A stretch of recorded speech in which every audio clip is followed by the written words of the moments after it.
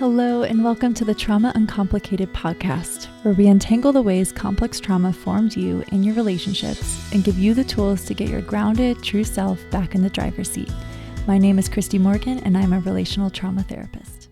Hey, Meredith. Hello, how are you? I'm good. How are you? I am doing well. Got my little pumpkin spice chai latte Yes. I made, and I'm excited to chat. Yes, I'm so excited for this because I know, I met you was it 3 or 4 years ago now? I don't Yeah, even it's been a know. But while. yeah, you were so big in helping me get my practice started. So, um, Oh, well, let's jump in. And before we get started talking about self-esteem and all of that, I'd love to hear a little bit about what makes you you.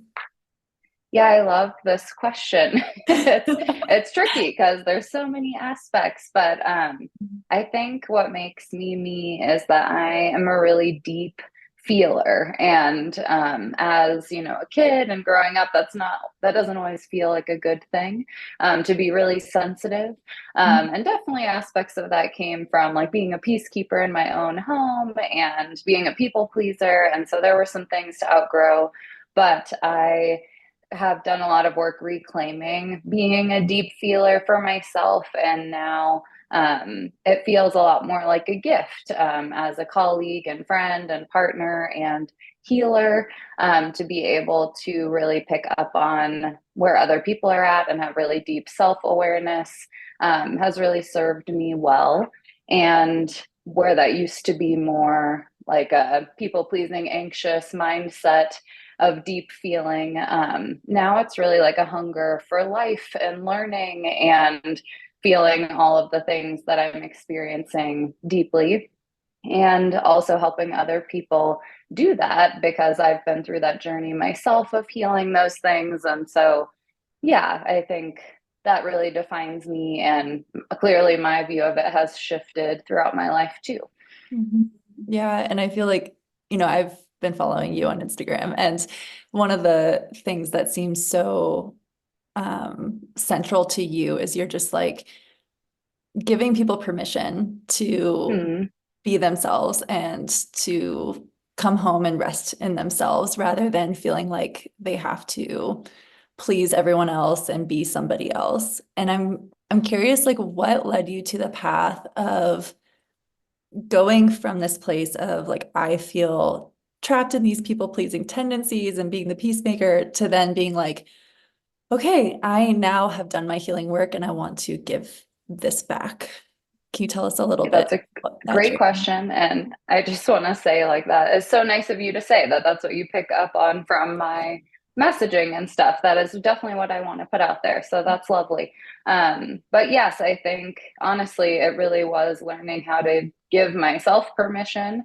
And in that, I think it was finding my worth, and discovering my own self trust and self esteem, and a lot of things I know we'll be talking about. But yeah, I think I talk about those things and want to teach them to other people because I had no idea what I was missing when I just felt like my worth and value came from what I could give to other people. And if I could be the least problematic, or easiest going person in the room or whatever, instead of being my authentic self. So giving myself the room and permission to figure out who I even was, and then learning to be okay with that, which is obviously a huge process. But yeah, that kind of changed everything for me.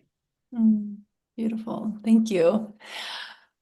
So, as we talk about self-esteem and self-trust, a big piece of this is self-abandonment, and that's kind of usually the starting point. And I noticed that in a lot of survivors from dysfunctional families or having complex trauma, myself included, is that we learn to be experts at abandoning ourselves. And we do this to protect ourselves, obviously, but Yeah. can you share a little bit about what does it mean to abandon yourself? Yeah, of course. So I think at its core, abandoning ourselves is really setting aside our needs and wants and desires and kind of our authentic self, if we even know who that is, because there are threats to our safety or basic needs that are that surpass the importance of those other things. So yeah, it's great to be able to communicate our wants and needs and think and have dreams. But if we are in a survival mindset, those things often need to be set aside, and that can be really subconscious. It's a really like painful and awful thing to have to set aside our needs for safety and survival. And I think that's important, that it isn't like always a conscious choice. It's just what we're doing to try to save ourselves. Yeah, I love that you're pointing out it's not a conscious choice because I think there's a lot of shame connected to not knowing who you are. Like you walk Yeah. around and it seems like everybody else has it together. They know who they are, they know what they want. And if you've been giving parts of yourself away for other people to mold into what they want, it's discouraging, I think, to not know who you are. Yeah. That's so true. And yeah, I think it is survival at its core. Like it is just something that we feel or we do because that is one of the few things we have control of is our feelings and our emotions and how we ask for them to be met or how much we put out that we need them, when everything around us is in chaos. Yeah, you were talking a little bit about like in this survival mindset, you're trying to decide between do I connect with myself and with other, do I connect with myself or do I become somebody else in order to connect with other people? And it's almost like you have to choose between the two. And I'm wondering if you can speak a little bit more to that dynamic. Yeah. Yeah, I think it is kind of self-preservation, like when we feel like in order to receive love or safety or care or our needs when we're kids or whatever, sometimes we do have to set ourselves aside to make our caregivers happy or show up for us or whatever that dynamic is, or in relationships that are unhealthy or environments. Um, yeah, I think we don't always even have the opportunity to learn what we want or need. And so that is a whole other thing. But sometimes, yeah, we're just in really tough circumstances that require us to adapt essentially. And I think the tough thing is that often is a short term thing, or I think a lot of times we feel like I just have to get through this, I have to survive this. And then it can become such a deeply ingrained, more difficult thing to break out of, when our behavioral pattern has become setting ourselves aside or always being the last one on our list. Yeah, being the last one on your list. I Yeah. talk about that a lot. Yeah. That one resonates. Yep. Um, I'm wondering if you're willing to share about your journey of like learning how to trust yourself again. Like what Mm. in learning how to even know who you are. Like how do you even begin that process? That is a good question and a loaded one. But yeah, I really do believe, and in my work with clients around self esteem and self love, I really believe that self trust is the foundation of all of this work. Because at its core, if we don't believe that we can get through hard things or that we have our own back or that we can show up for ourselves, it's really hard to have a good opinion of ourselves, which is self-esteem, or to care deeply for ourselves like self-love, or dedicate time to take care of ourselves through self-care. And so yeah, I think for me it really was learning to have my own back and what that looks like. And I think for a lot of people, when we really simplify it, it is paying attention to your emotions. Like, what are you really feeling? Because I think when we go through complex trauma or grow up in a really stressful household or have anxiety, it can feel safer to disconnect from our emotions sometimes. And it is helpful to come back to that and learn how to respect what we're feeling and honor that. And say no when we want to say no, like practice that. It sounds so simple, but it's true. It's hard when we're so used to tolerating things or just doing what we have to do to actually have opinions, can feel so foreign. And so yeah, feeling our emotions, learning how to say no, speaking up when something makes us uncomfortable.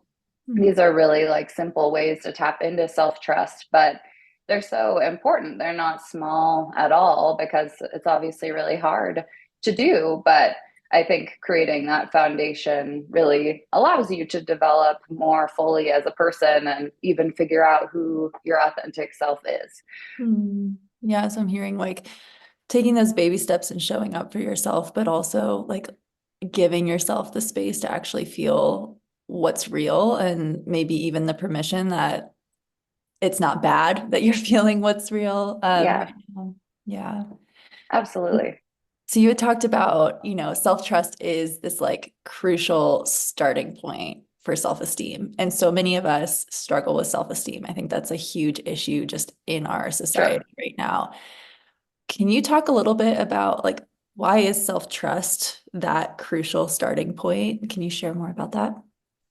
Absolutely. So, yes, I do believe that it is the foundation for a lot of things, and at its core, it genuinely means like that we trust ourselves, that we'll show up. It is that simple. But the way I like to think about it and explain it is, it's trust, but in the context of our relationship with ourself. It's almost like a measure of how healthy our relationship is with ourselves. So it's similar if you think of trust in a romantic relationship or a friendship. What would determine for you if someone is someone you could trust are things like, yeah, do they show up for you? Do they speak kindly to you? Do they have your back in a room of people, whether that's speaking kind things or standing up for you? Will they like honor your emotions or your discomforts or your boundaries? And that's true for us too. Self trust is having a really solid relationship with ourselves. And so, yeah, it's all about that. Like, can you show up? Do you do what you say you're going to do?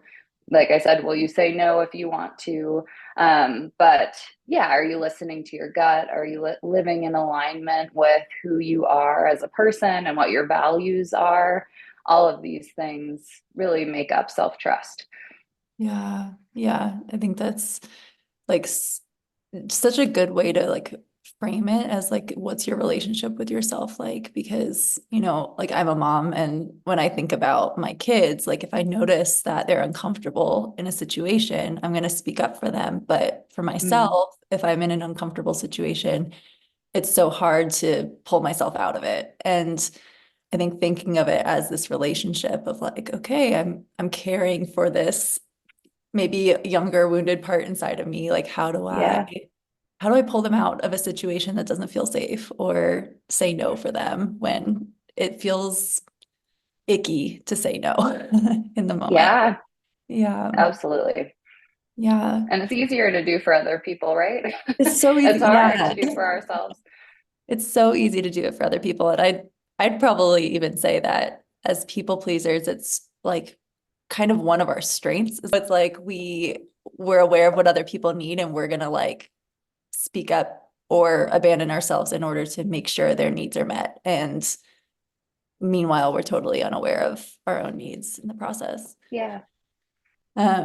Yeah. So for those who feel like their sense of self has been completely shattered by trauma because maybe their parents or somebody else constantly invalidated them or told them they weren't allowed to feel a certain way, how can they start to rebuild and pull back together that sense of self?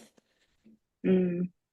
Yeah, I mean, I think a really crucial but difficult part of trauma work and healing that because of shame and self-abandonment that can happen is really reaching a place where we can acknowledge what was out of our control and that we did the best we could do.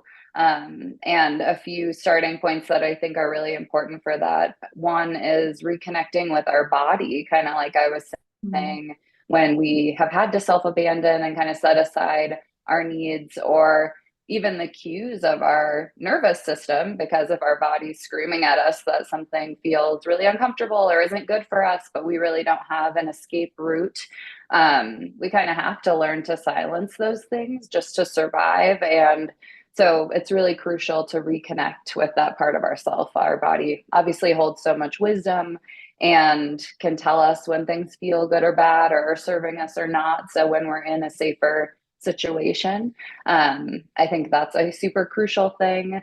Also, being able to set boundaries. I think we often think boundaries are for other people. And I know when I talk to people working on self esteem and anxiety, boundaries are scary.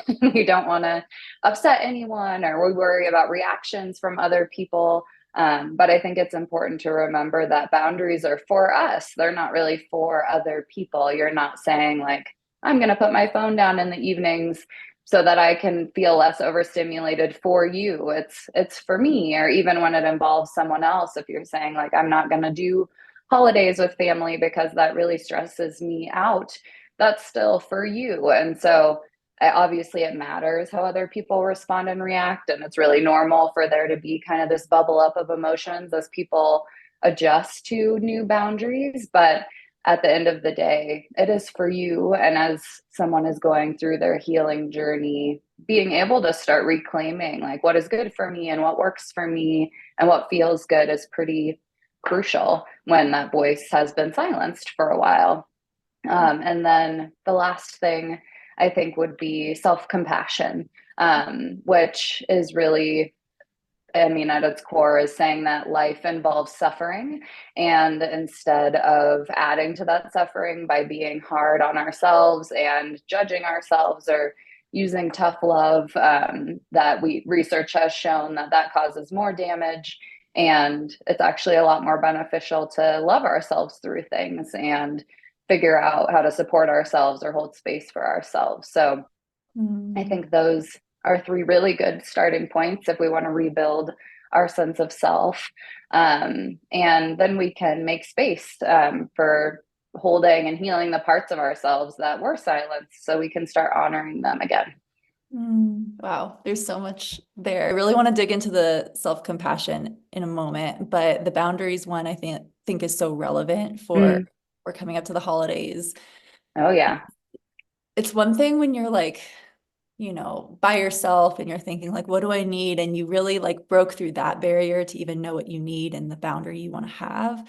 But it's True. another thing, I think, for a people pleaser to go through this transformation of like, okay, I'm going to start having boundaries. And then naturally there's this pushback from your community that's telling you you're being selfish or Mm. I was once told you've lost your niceties, like just Oh, like I was like, what does what a that mean? I don't claim. know. But like, um, it's a really painful thing because it hits us at our core where it's like, I I don't even feel all that great about myself yet because I'm still, in this process of learning to love myself.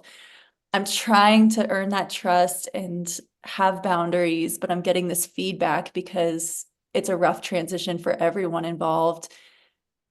How would you coach somebody through that process of like dealing with the pushback, maybe even Mm. internally, so that they don't um, feel like, oh, now I'm going to internalize this new belief of I'm a bad person? Yeah, I mean, I think a really important place to start with that is inner healing and acknowledging kind of the role that we've played that has led us to this place of not having the boundaries we need or feeling taken advantage of or disrespected or unseen. I think because of unhealthy family dynamics or tricky relationships or all the different ways that we can be brought up in this world, I think we do end up creating these dynamics or following these dynamics where if we have a caregiver who's very demanding and unpredictable, like, we may try to just be incredibly easygoing and not have any needs because then they won't be missed or we won't feel as heartbroken about them. And yet it's impossible to not have needs. And so there will come a point where, yeah, we realize that that's something we need to address. And that's kind of where boundaries can come in for people later in adulthood. But yeah, I think we need to acknowledge, like, why are we in this place where we feel like we've had to silence ourselves and really honor that experience and what we've been through, because it also informs what the other person is going to be feeling. You know, there's something that's been working for them about this dynamic that's going to shift. And yeah, they're probably not going to love that. But I think if we can understand why it was dysfunctional, Mm. it empowers us a lot more to make positive change. Yeah. So even just understanding it is helpful to like stick with it in the moment when things feel really hard. Yeah. Yeah. Okay. And I guess in the moment, say the somebody said something, what is something practical that a person can use to kind of, is there an affirmation that you love or something that helps just to like ground yourself in like, this is okay. It's okay that they feel this and that I need this at the same time. Yeah, I mean, I think outwardly, I like to help people come to a place, and I've had to work on coming to a place where I can say, like, oh, that makes me uncomfortable, or like, that doesn't Mm. feel great. Like, I think instead of like nodding and smiling and pretending everything's fine, it's important to work on acknowledging how we feel. That's a huge part of self-trust too. But even if like we're just saying that to ourselves, I think yeah, it's important to be able to be in the present moment and instead of being pulled back to the past and our trauma response or spinning into the future of how this is going to play Mm. out with anxiety. I think it is important to just be with our system and kind of know our cues. Like, do I feel that in my stomach or do I feel my chest tightening up or yeah, is my throat feeling really uncomfortable and it's hard to speak because this person historically shuts me down. I think knowing what we're feeling and being aware of that, as well as working on finding our voice, is really important. Yeah. Wow. Okay. Yeah. So I think I want to like move into the self-compassion thing because that Sure. seems to be a You know, I'm big a passion fan. point of you and something that we keep coming back to. Yeah. When it comes to self-compassion, what is the difference between having compassion for yourself and I guess like letting yourself off the hook, I guess. You know, like Mm. I've heard people say like, oh, I don't want to just give myself permission to do this thing that was terrible to this other person. Like I need to take responsibility. How do you balance responsibility with self-compassion? I think that's a good question. And yeah, I hear that a lot too. But I self-compassion is not at all like a get out of jail free card or get away with Mm. anything. It's really hard inner work. And it's based on three main principles. So self-kindness is the first one. Again, kind of that idea that life does involve a lot of suffering and it's more impactful to be kind to ourselves through that than to have tough love or try to be mean to ourselves through it. Also, the second concept is common humanity. So the idea that everyone is going through this difficult experience of being human and having their own difficulties and suffering, and A, that we're not alone. But B, also that if we're having all this compassion for people around us going through hard things, like it would make sense in common humanity to also offer that to ourselves. And then the third is mindfulness. So just being really aware of ourselves and how we're showing up and everything that's going on around us that may be impacting us. And so self compassion actually encourages us to take a deeper look of our thoughts and actions and offer kindness for being human, both to ourselves and to other people, as well as acknowledge that we're all in this together and figuring it out. So I think it's far from like this excuse that if I'm just so kind to myself, like nothing else or no one else matters. I'm not sure how it got that bad rap, but it definitely did. And you're right, I am kind of on a mission to unpack that. Yeah. It seems like self-compassion is about like interconnectedness. Like I'm part of Hmm. this, you know, I'm part of humanity. Like we make this mistake and we're all trying to figure this out and I can give myself grace in that. Whereas letting yourself off the hook and giving yourself permission to just keep doing whatever you were doing is very much like an isolated thing of like, okay, I'm just gonna like enter into self-preservation basically. And True. when it comes to the interconnectedness piece, what are some of the resources that you've drawn from that have talked a little bit more about acknowledging common humanity and being being able to extend yourself grace both for other people but yourself? What are some resources that you've drawn from or people that you've enjoyed learning from? Absolutely. So, Kristen Neff is the creator and founder of Self Compassion, and all of her books are amazing. She also has a website, I think it's self-compassion.org, that has a bunch of free audio to listen to, like guided meditations about each of those three Cool. pillars, and also exercises, like one that I often like to start with clients, and definitely use myself, was this idea of treating yourself like you would a friend. So like Mhm. when you're in a really hard situation, or you're feeling really frustrated with a choice you made or how something played out, like slowing down enough to ask, like, okay, if my best friend or family member or someone I love came to me and told me this was happening to them, like what would I say to them and how would I hold space for that? And then just acknowledging maybe how differently we would offer ourselves support, and trying to kind of blend the two so that we're showing up for ourselves a little more like we would someone we love. Yeah. Yeah. I think it's so much easier to be compassionate toward other people and so much easier to be somebody who gives tough love to ourselves. True. And yeah. Yes. So when we talk about self-esteem, how Mm-hmm. is it different from being self-absorbed? I think like this term narcissist is like kind of like a buzzword right Hot. now. And Yeah. it's easy, I think, for people who lack self-esteem to question themselves and be like, oh no, if I affirm myself, am I becoming a narcissist? Am I like becoming self-absorbed? What's the difference? Yes. So self esteem is literally our opinion of ourselves. So it doesn't have much to do with other people or thinking we're better than other people. It's a completely internal concept. Like, how do I feel about me? And it's a measure of how we're showing up in the world and being authentic.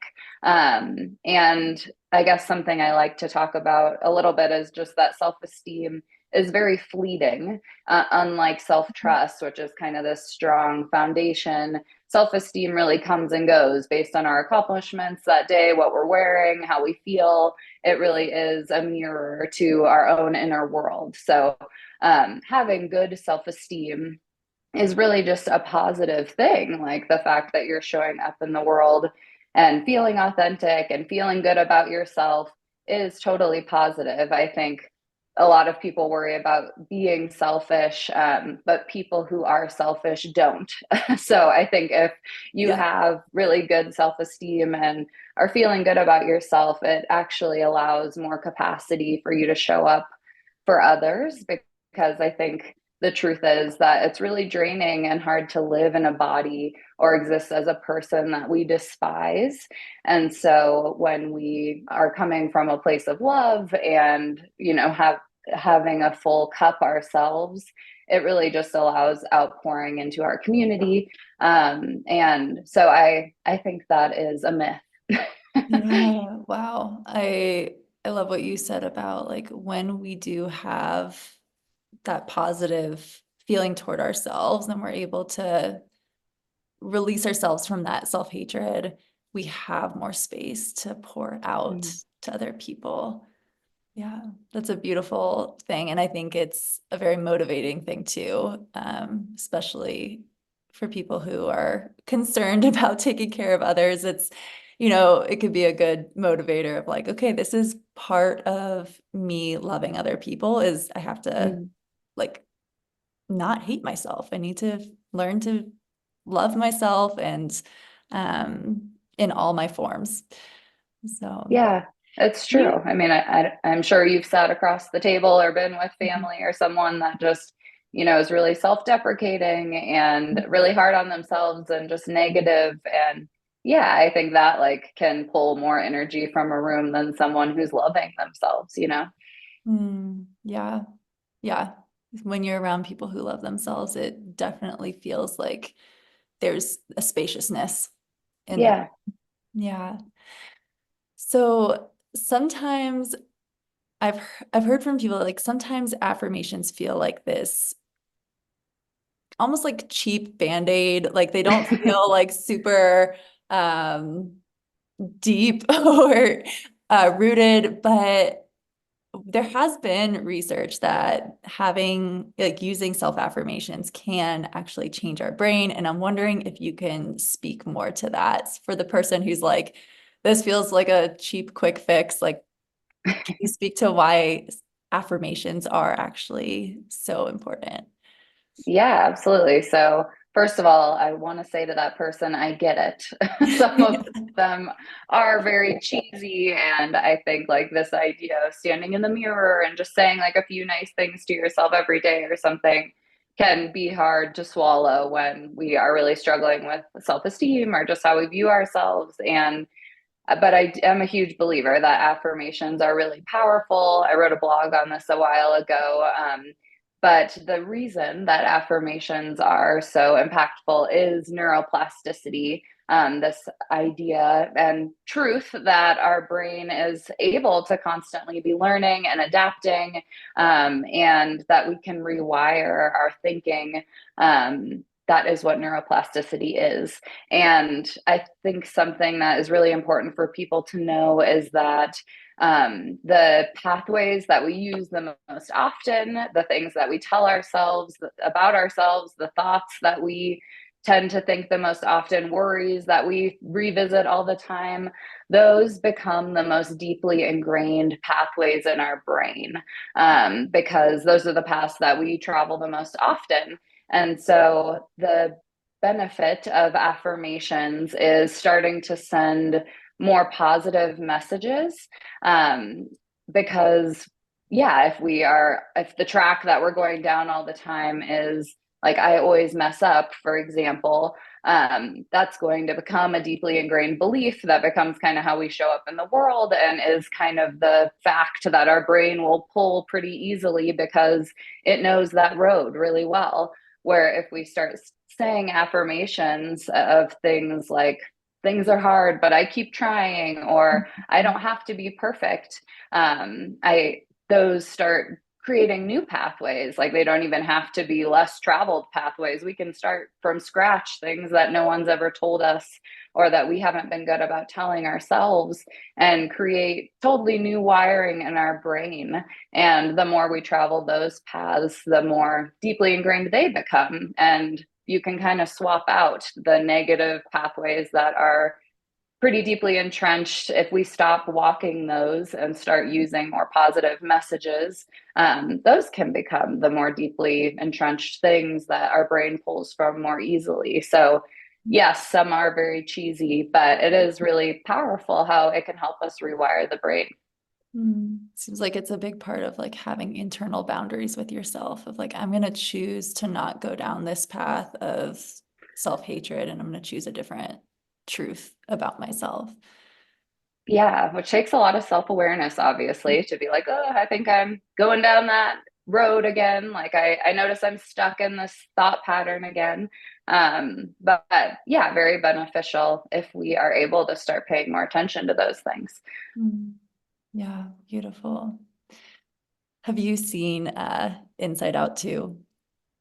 I By haven't seen the second one. I need to. I've heard it's so cute. Yeah, as you were talking about, I'm like, oh my gosh, this reminds me. My husband and I just watched it. We're like, this is so real. Oh, But I it need to. it really like keys into, when you try to just get rid of all these, you filter out like certain memories and then Mm, the character was like throwing away all the bad memories because they were afraid of a bad belief growing out of it. And but then eventually it all just came flooding down, and then you have all these bad beliefs coming up or negative beliefs, and anxiety went crazy. And so it was like okay, how do we find that balance of like both and basically like Mm, can feel like I'm not showing up super well right now and I can acknowledge that it's okay. Like I don't have to be perfect and being able to have a more dynamic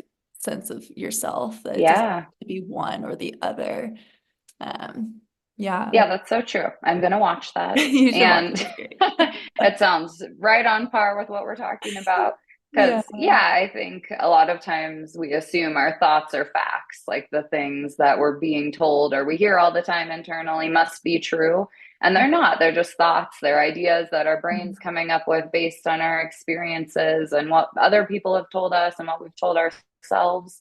And so it's actually really helpful to slow down and ask, like, do I believe that? Or like, is that how I want to feel about myself? Mhm. Yeah, it's powerful. Yeah, I love that. Okay, so for the person who's afraid that they're going to become like their parent who maybe was a narcissist or just very incapable of repairing, and so they're very set on going to the other side of the spectrum of like, I need to take responsibility for everything, can't let myself off the hook because I don't want to become like that parent. Um, what would you say to that person who's just so afraid of becoming like their emotionally immature parent or caregiver? Yeah. I mean, I would say that people who do not take accountability or responsibility and place blame on others continuously are not engaging in self compassion, because being kind to themselves by blaming others is not self compassion, that's avoidance. And honoring their struggles and seeking connection, or support in difficulty is clearly not something they're doing if they're just blaming people and repeating patterns that are harmful to other people. And they're also not being very mindful of their actions or words or impact. And so I think, yeah, I think both self-compassion and self-esteem kind of become mixed in with this idea of selfishness, which they're not really connected to that at all. In fact, self-compassion, for example, is a wonderful way to have more awareness and healthy relationships with others, not the opposite. So I think if someone had a parent who had really repetitively been causing them harm and they were worried that being more self-compassionate would lead them down that same road, I would tell them that it won't. that that it is actually a wonderful tool to make sure we're showing up and aware of our impact and aware of our own emotions and how we're projecting those onto other people and being more mindful of how we're showing up in the world. Yeah, yeah. And even just doing the work of, and even just being afraid of that shows like you are paying attention, you are trying to do something different. Absolutely. Yeah. I wonder if there's anything I missed or something that you would want to share that we haven't touched on yet today.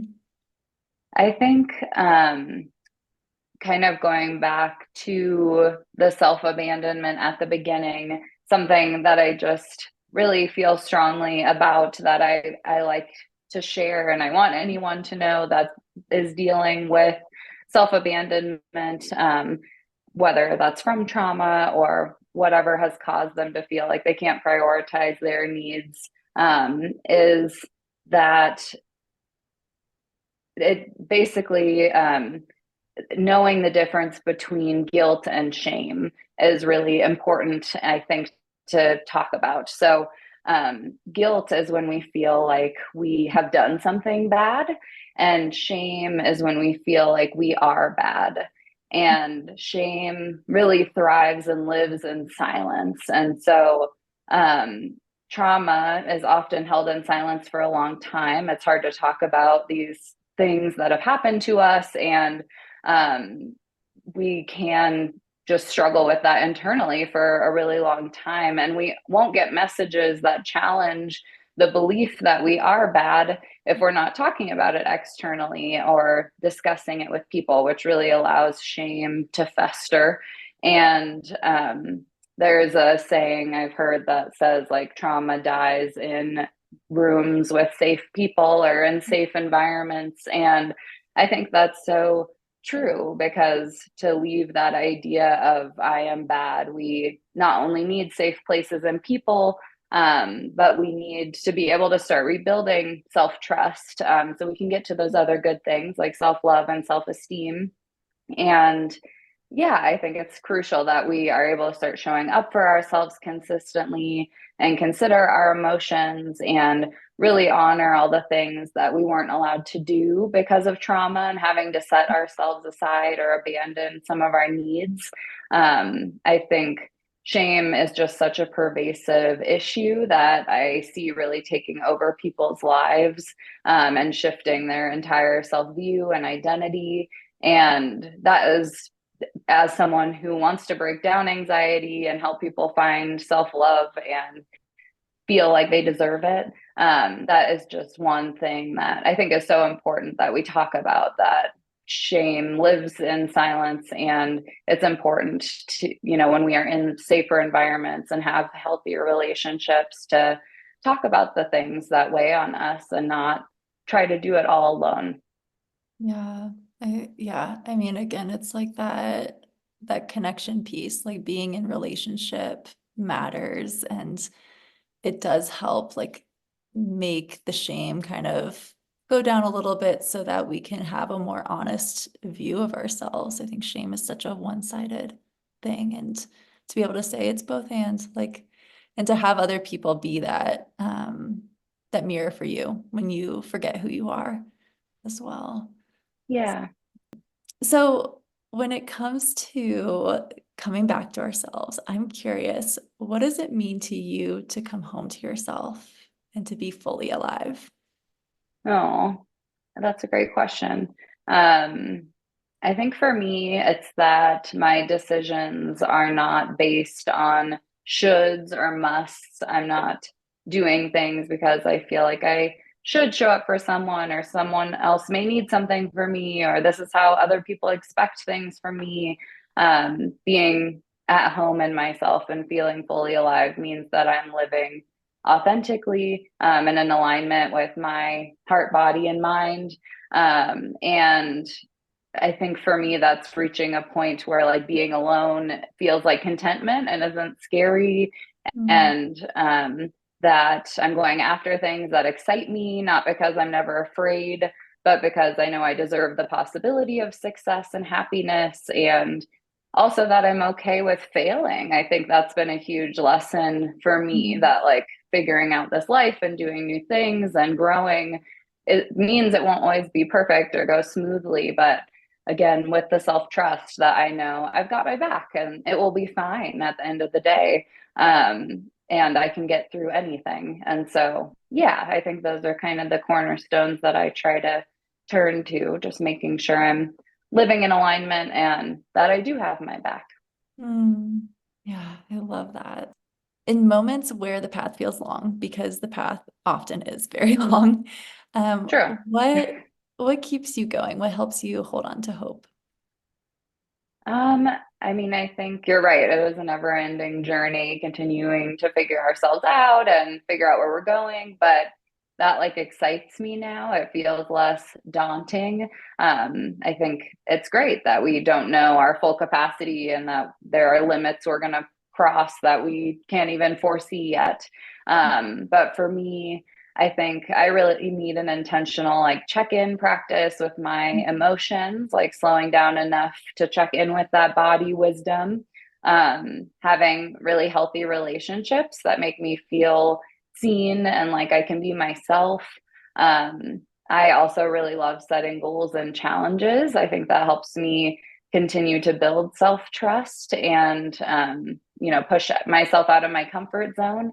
Mhm. And yeah, I think it, again, like also being okay with setbacks, or that like not everything's going to go perfect. I think just enjoying this whole process and also acknowledging that some parts of it are just going to suck, and that's life. And if you're surrounded with good people and things that bring you joy and you are there for yourself, like, yeah, I think that will get you through the long road. Mm, beautiful. So if somebody wanted to get in touch with you, what would be the best way to do that? Yeah, so I am on Instagram at mindbodymare. That's kind of a way I like to share encouragement and connect with people online. And as a therapist, my website is rootedwellnesscounseling.com. And I do specialize in anxiety and self-esteem. So if anyone is interested in that, I am licensed in both Colorado and Arizona. And yeah, that is my passion to help people. Awesome. Well, thank you so much, Meredith. It's been so awesome just to hear from you about compassion and self-esteem, things that are just so relevant for so many of us. So thank you so much. Thank you for having me. This was really fun. My first podcast. So I appreciate the opportunity. Absolutely. You are listening to the Trauma Uncomplicated podcast, where we untangle the ways complex trauma formed you and your relationships and give you the tools to get your grounded, true self back in the driver's seat. If you are ready to take that next step and dive deep into your healing, visit relationalhealingco.com, where we offer tools, resources, and personalized coaching to help you heal your trauma and thrive in your relationships. This podcast is for informational and educational purposes only and should not be considered medical or psychological advice. If you are in the United States and you or someone you know is experiencing a mental health crisis, please dial 988 to reach the National Crisis Hotline.